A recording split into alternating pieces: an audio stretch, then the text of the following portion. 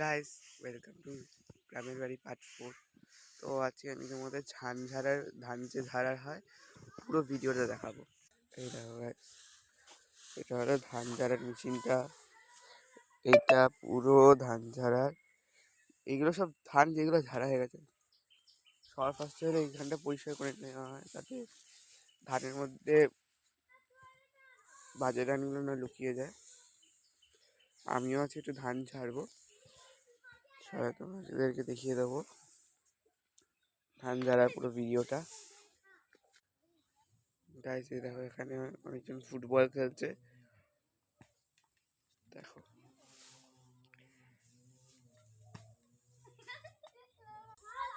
Guys, এই দেখো কত ধান, এবার ঝাড়া শুরু হবে ধান।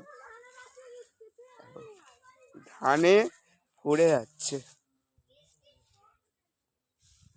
মেশিনটাও ঠেকে গেছে।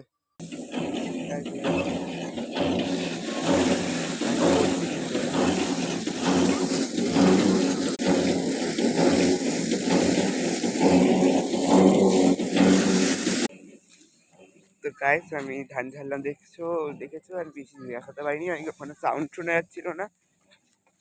ঠিক আছে গাইস, তো তোমাদের সাথে দেখা হচ্ছে গ্রামের বাড়ি পার্ট 5-এ।